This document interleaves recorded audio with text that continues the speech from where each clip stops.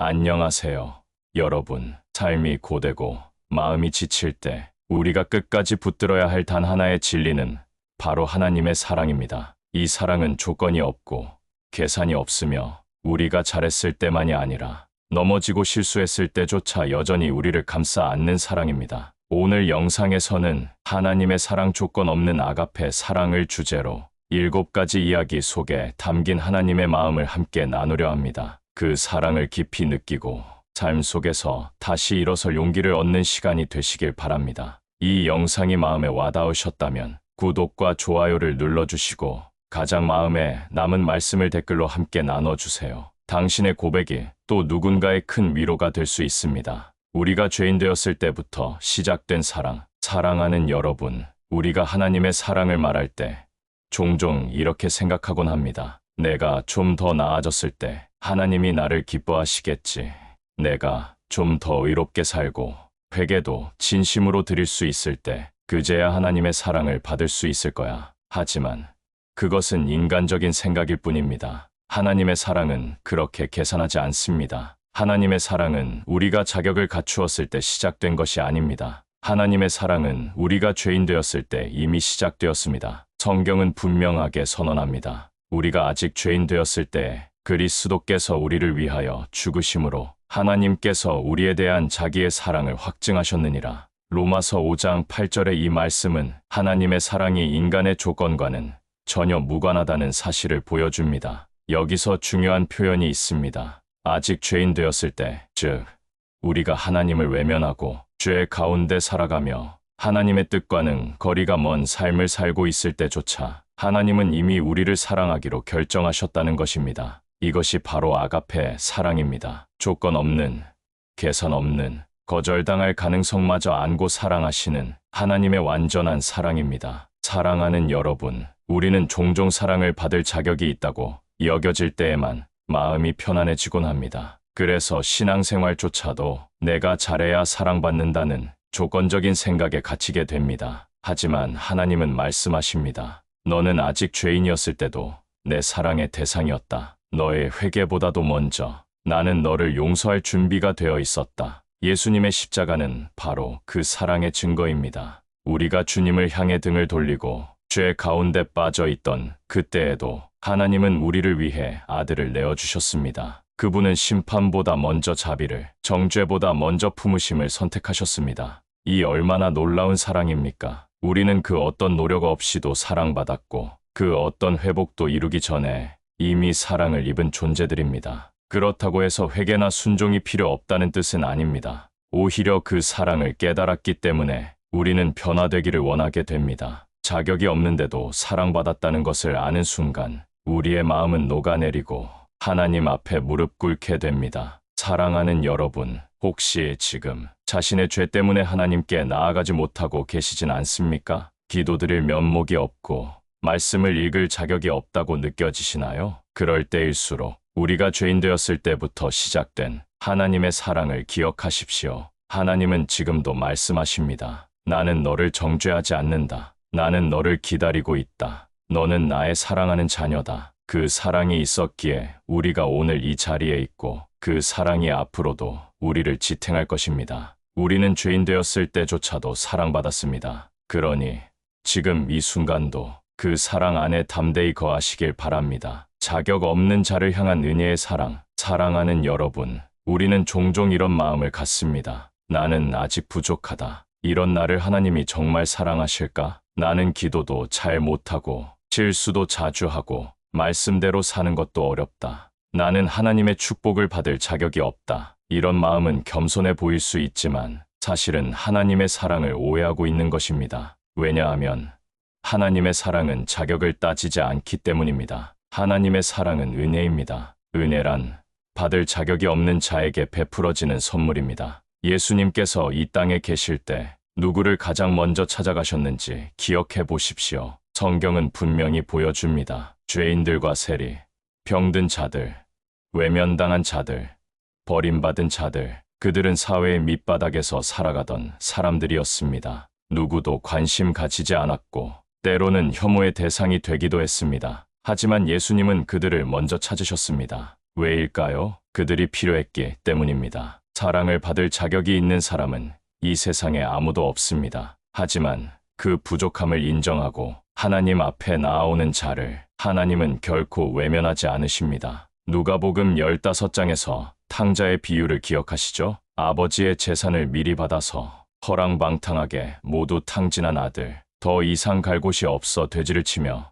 음식을 훔쳐먹는 지경까지 간 그 아들, 그가 집으로 돌아올 때 아버지는 꾸짖지 않았습니다. 오히려 먼 발치에서 달려가 그를 안고 새 옷을 입히고 잔치를 벌입니다. 그 장면이 바로 하나님께서 자격 없는 자를 향해 보여주시는 사랑의 실체입니다. 회복은 회개에서 시작되지만 그 회개를 가능하게 하는 것은 하나님께서 미리 준비하신 사랑과 은혜입니다. 또한 예수님은 간음중에 잡힌 여인에게도 이렇게 말씀하셨습니다. 나도 너를 정죄하지 아니하노니 가서 다시는 죄를 범하지 말라. 그 여인은 율법에 의해 돌로 맞아 죽어야 했습니다. 하지만 예수님은 죄보다 그 사람 자체를 보셨습니다. 그녀 안에 여전히 하나님의 형상이 있음을 보셨고 그 영혼을 살리기를 원하셨습니다. 사랑하는 여러분, 하나님의 사랑은 우리가 무언가를 해냈을 때 주어지는 상이 아닙니다. 그 사랑은 우리가 아무것도 할 수 없을 때조차도 우리를 먼저 찾아오시는 사랑입니다. 우리의 실수, 상처, 연약함은 하나님의 사랑을 막을 수 없습니다. 오히려 그런 모습 속에서 하나님의 은혜는 더 빛납니다. 바울도 자신을 이렇게 고백합니다. 나는 사도 중에 지극히 작은 자라. 하나님의 교회를 핍박하였으니 사도의 자격도 없는 자다. 그러나 내가 나 된 것은 하나님의 은혜로 된 것이다. 이 말씀이 오늘 우리에게도 그대로 적용됩니다. 내가 오늘 여기까지 온 것은 내가 잘나서가 아니라 하나님의 은혜 때문이다. 그러니 여러분, 자신이 자격 없다고 느껴질 때일수록 하나님의 사랑에 더 가까이 다가가십시오. 그 사랑은 조건을 달지 않으며 우리를 변화시키고 다시 일어서게 합니다. 자격 없는 자를 향한 하나님의 은혜의 사랑, 그 사랑이 오늘도 여러분의 삶을 덮고 있다는 사실을 절대로 잊지 마십시오. 십자가에서 완성된 희생의 사랑, 사랑하는 여러분, 우리가 믿는 하나님은 단지 말로만 사랑을 말씀하신 분이 아닙니다. 하나님은 그 사랑을 십자가 위에서 행동으로 증명하셨습니다. 우리는 말로 사랑한다고 하면서도 때로는 그 사랑을 지키지 못하고 상대의 조건이나 반응에 따라 사랑을 거두기도 합니다. 하지만 하나님은 그 누구보다 분명하고 확실하게 지울 수 없는 방식으로 자신의 사랑을 우리에게 보여주셨습니다. 그 증거가 바로 십자가입니다. 예수 그리스도께서는 하나님이심에도 불구하고 이 땅에 인간의 몸으로 오셨습니다. 왕궁이 아닌 마국간에서 나시고 가진 것 하나 없이 살며 결국은 가장 고통스럽고 수치스러운 형벌인 십자가에서 죽으셨습니다. 왜 그렇게까지 하셔야 했을까요? 그 이유는 단 하나, 우리를 사랑하셨기 때문입니다. 십자가는 단지 예수님의 고난을 보여주는 장면이 아닙니다. 십자가는 하나님의 사랑이 절정에 이른 순간입니다. 그분은 우리 죄를 대신하여 벌을 받으셨고 우리가 받아야 할 심판을 대신 짊어지셨습니다. 죄 없으신 분께서 죄인인 우리를 위해 죽으신 것입니다. 그렇기에 우리는 이렇게 고백할 수 있습니다. 십자가는 나를 향한 하나님의 사랑의 증거입니다. 요한복음 3장 16절에서 예수님은 말씀하십니다. 하나님이 세상을 이처럼 사랑하사 독생자를 주셨으니 이는 그를 믿는 자마다 멸망하지 않고 영생을 얻게 하려 하심이라. 이처럼 사랑하셨다는 말은 말로 다 할 수 없을 만큼, 형용할 수 없을 만큼 전부를 내어주는 사랑이었다는 의미입니다. 예수님의 손과 발에 박힌 못, 머리에 씌워진 가시관, 등에 남겨진 채찍 자국 하나하나는 우리에 대한 사랑의 흔적입니다. 그 고통의 자리에서 예수님은 원망하지 않으셨고 오히려 우리를 위한 중보의 기도를 드리셨습니다. 아버지여, 저들을 사하여 주옵소서. 저들은 자기들이 하는 일을 알지 못함이니이다. 이 한마디는 하나님께서 우리를 얼마나 깊이 이해하고 계시는지를 보여줍니다. 우리가 미워하고 외면하고 거절했던 그 순간에도 하나님은 용서와 자비를 선택하셨습니다. 십자가는 단지 과거의 사건이 아닙니다. 오늘도 우리를 향한 하나님의 사랑이 끊임없이 흐르고 있다는 증거입니다. 그 사랑은 지금도 유효하며 우리 삶의 가장 깊은 곳까지 닿을 수 있는 능력이 있습니다. 십자가의 사랑은 조건 없이 주어졌고 가장 낮은 자까지도 포용하는 넓이를 가졌습니다. 그리고 그 사랑은 우리의 삶을 변화시키는 능력이 있습니다. 우리는 이 사랑을 받은 자로서 이제는 세상을 향해 그 사랑을 전해야 합니다. 우리도 누군가를 위해 낮아지고 희생하고 이해하고 품어야 할 때입니다. 그것이 바로 십자가를 따라 사는 삶입니다. 사랑하는 여러분, 오늘 하루 예수님께서 십자가 위에서 보여주신 그 사랑을 다시 마음에 새겨보십시오. 그 사랑은 변하지 않고 지치지 않으며 당신을 포기하지 않습니다. 십자가는 지금도 말하고 있습니다. 너는 내가 목숨을 내어줄 만큼 소중한 존재다. 넘어지고 실수해도 변하지 않는 사랑. 사랑하는 여러분, 우리는 모두 실수합니다. 때로는 분명히 알면서도 잘못된 선택을 하고, 때로는 아무 의도 없이 누군가를 상처 입히기도 합니다. 기도를 멈추고,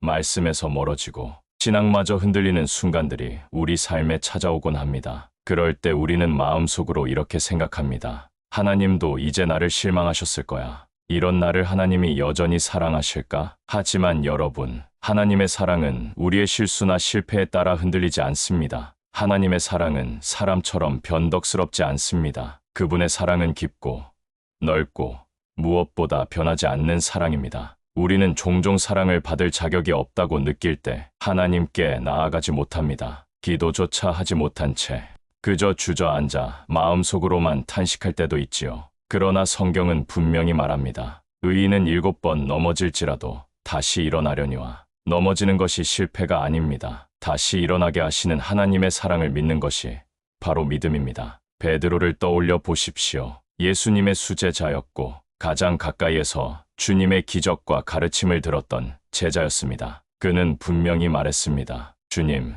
나는 죽을지언정 주님을 부인하지 않겠습니다. 하지만 정작 위기의 순간에 그는 예수님을 3번이나 부인했습니다. 그리고 예수님의 시선이 자신을 향해 머물던 순간 베드로는 밖으로 나가 통곡했습니다. 그 눈물은 후회였고 자기 실망이었고 스스로에 대한 절망이었습니다. 그런 베드로를 예수님은 부활하신 후 다시 찾아가십니다. 호숫가에서 조용히 아침을 준비하시고 베드로에게 이렇게 물으십니다. 요한의 아들 시몬아, 내가 나를 사랑하느냐? 예수님은 그의 실패를 묻지 않으셨습니다. 그의 잘못을 따지지 않으셨습니다. 오히려 다시금 사랑의 관계로 회복시켜 주셨습니다. 이것이 하나님의 사랑입니다. 실수와 실패 속에서도 우리를 버리지 않으시는 사랑, 넘어졌을 때 다시 손 내미시는 사랑, 그 사랑이 있기에 우리는 다시 시작할 수 있습니다. 사랑하는 여러분, 혹시 지금도 나는 하나님의 기대를 저버렸다는 마음으로 하나님 앞에 서는 것이 부끄러우신가요? 그렇다면 오늘 이 말씀을 마음 깊이 새기시길 바랍니다. 하나님은 당신을 실망하지 않으셨습니다. 당신이 포기한 순간에도 하나님은 여전히 당신을 기다리고 계셨습니다. 우리가 완벽해서 사랑하시는 것이 아닙니다. 우리가 잘해서 사랑받는 것도 아닙니다. 우리가 자녀이기 때문에 그분은 결코 사랑을 거두지 않으십니다. 그러니 부끄러워 마십시오. 지금이라도 다시 하나님께 돌아오십시오. 그분은 실패한 우리를 정죄하지 않으시고 오히려 이렇게 말씀하십니다. 다시 시작하자. 나는 여전히 너를 사랑한다. 고통 속에서도 함께 하시는 사랑. 사랑하는 여러분, 살다 보면 누구나 견디기 힘든 고통의 순간을 맞이하게 됩니다. 예기치 못한 병, 관계의 상처, 삶의 실패, 그리고 말로 표현할 수 없는 내면의 아픔들. 그런 순간에 우리는 이렇게 묻습니다. 하나님, 정말 저와 함께 계신가요? 하나님이 나를 사랑하신다면 왜 이런 일이 일어난 걸까요? 고통은 때로 우리로 하여금 하나님의 사랑을 의심하게 만듭니다. 하지만 여러분, 고통 속에 있다고 해서 하나님의 사랑이 떠난 것이 아닙니다. 오히려 고통 속에서 하나님의 사랑은 더 깊고 가까이 다가옵니다. 성경은 우리에게 분명히 말씀합니다. 여호와께서는 마음이 상한 자에게 가까이 하시고 충심으로 통회하는 자를 구원하신다. 하나님은 우리가 눈물 흘릴 때 등을 돌리지 않으십니다. 오히려 그 눈물 한 방울까지도 다 기억하시고 우리의 아픔을 당신의 아픔처럼 여기시는 분이십니다. 예수님께서도 이 땅에서 고통을 외면하지 않으셨습니다. 오히려 누구보다 고통받는 이들과 함께 하셨고 당신 자신도 가장 혹독한 고난의 길을 걸으셨습니다. 가장 친한 제자에게 배신당하고 사람들에게 조롱당하고 십자가 위에서 홀로 버려지는 외로움까지 겪으셨습니다. 그 고통 속에서 예수님은 이렇게 부르짖으셨습니다. 나의 하나님, 나의 하나님, 어찌하여 나를 버리셨나이까? 이 절규 속에는 우리 인간이 경험하는 절대적인 고통과 외로움의 정점이 담겨 있습니다. 예수님은 단지 우리의 고통을 이해하시는 분이 아니라 몸소와 함께 겪으신 분이십니다. 여러분, 고통은 하나님의 심판이 아닙니다. 믿음이 부족해서 생기는 것도 아닙니다. 오히려 그것은 하나님과 더 깊이 만날 수 있는 은밀한 장소일 수 있습니다. 욥은 모든 것을 잃고 친구들로부터조차 위로받지 못하는 절망 속에서 이런 고백을 합니다. 내가 알기에는 나의 구속자가 살아계시니 그가 나를 일으키시고 내가 그를 배울 것이다. 욥은 고난 한가운데서 하나님을 향한 소망과 사랑을 잃지 않았습니다. 왜냐하면 그 고난 속에도 하나님이 함께 계신다는 것을 알았기 때문입니다. 하나님은 우리의 고통을 무겁게 여기시며 그 시간을 함께 견뎌주시는 분입니다. 그분은 먼 발치에서 구경하시는 분이 아니라 고통의 한가운데 동행하시는 사랑의 하나님이십니다. 그러니 지금 아무도 내 아픔을 몰라주는 것 같고 하나님조차 침묵하시는 것처럼 느껴진다면 조용히 이 진리를 마음에 새기십시오. 하나님은 지금도 당신과 함께 계십니다. 말없이 옆에 앉아 계시고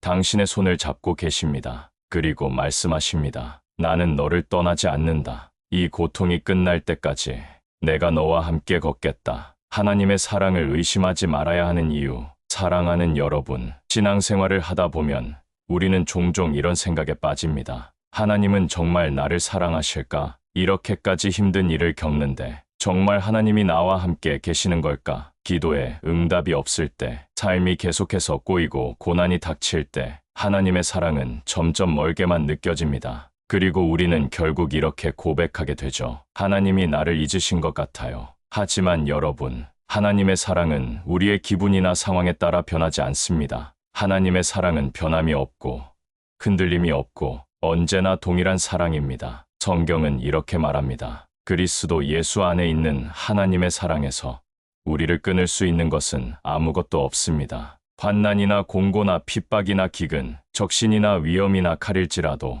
하나님의 사랑에서 우리를 끊을 수는 없습니다. 하나님은 우리가 흔들릴 때조차도 우리를 붙들고 계십니다. 우리가 믿음을 놓아도 하나님은 우리를 놓지 않으십니다. 우리가 눈물로 무너질 때 하나님은 더 깊은 곳에서 우리를 품고 계십니다. 우리는 자신의 감정으로 하나님의 사랑을 해석하려 하지만 감정은 날씨처럼 변덕스럽습니다. 하지만 하나님의 사랑은 영원히 동일하십니다. 성경에는 하나님을 의심했던 사람들의 이야기가 많이 나옵니다. 그 중 하나는 엘리야입니다. 하나님의 불을 하늘에서 내렸던 위대한 선지자였지만 하루아침에 모든 것을 잃은 듯한 두려움에 사로잡혀 광야로 도망쳤습니다. 그리고 로뎀나무 아래에서 이렇게 기도합니다. 여호와여, 차라리 나를 죽여주십시오. 그 순간 하나님은 책망하지 않으셨습니다. 오히려 떡과 물을 준비해 주시고 잠시 쉬게 하시고 다시 사명의 길로 부르셨습니다. 의심하는 우리를 향해 하나님은 정죄하지 않으십니다. 오히려 기다리시고 회복하시고 다시 걸어갈 수 있도록 붙들어 주십니다. 여러분, 믿음이란 모든 것이 잘 될 때 드리는 고백이 아닙니다. 믿음은 아무것도 보이지 않을 때 하나님의 사랑을 여전히 붙잡는 용기입니다. 하나님은 지금도 말씀하십니다. 내가 너를 사랑한다. 내가 느끼지 못해도 나는 너를 결코 떠나지 않는다. 하나님의 사랑은 십자가에서 이미 완전히 증명되었습니다. 우리를 위해 생명을 내어주신 사랑, 그보다 더 확실한 증거는 없습니다. 그러니 오늘 삶이 답답하고 마음이 무너져 내릴지라도 하나님의 사랑을 의심하지 마십시오. 하나님의 사랑은 감정이 아니라 약속입니다. 그리고 그 약속은 당신의 모든 상황을 초월하여 지금 이 순간에도 변함없이 유효합니다. 하나님의 사랑을 닮아가는 삶, 사랑하는 여러분, 우리는 지금까지 하나님의 사랑이 어떻게 우리에게 베풀어졌는지를 깊이 나누어 보았습니다. 죄인 되었을 때부터 시작된 사랑, 자격 없는 자를 향한 은혜의 사랑, 십자가에서 완성된 희생의 사랑,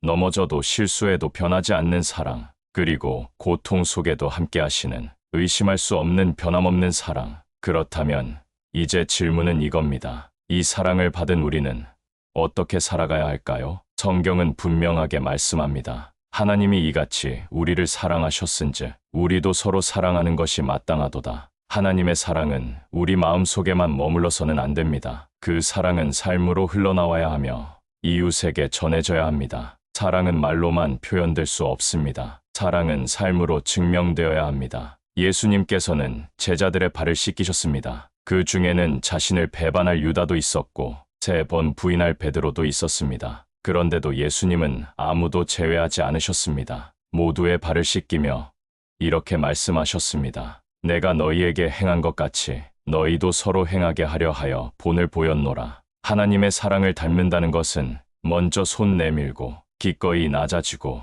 조건 없이 품는 삶을 살아가는 것입니다. 이 세상은 너무나 계산적입니다. 나를 이해해주는 사람만 사랑하겠다. 나에게 잘해준 만큼만 베풀겠다. 이런 식으로 사랑의 대상을 고릅니다. 하지만 하나님의 사랑은 달랐습니다. 원수에게도 은혜를 베푸셨고 십자가 위에서도 용서를 외치셨고 실패한 제자에게도 다시 사명을 맡기셨습니다. 우리는 이 사랑을 받은 자입니다. 그리고 동시에 이 사랑을 전해야 할 자입니다. 사랑하는 여러분, 오늘 하루 작은 친절 하나로 하나님의 사랑을 전해보십시오. 누군가에게 먼저 연락하고 용기를 주는 말을 해보고 기꺼이 누군가를 위해 기도해 보십시오. 사랑은 거창한 것이 아닙니다. 일상의 작은 헌신과 따뜻한 시선 속에 담겨 있습니다. 그리고 그럴 때 우리는 비로소 하나님의 사랑을 닮아가는 사람으로 살아가게 됩니다. 예수님께서는 말씀하셨습니다. 너희가 서로 사랑하면 이로써 모든 사람이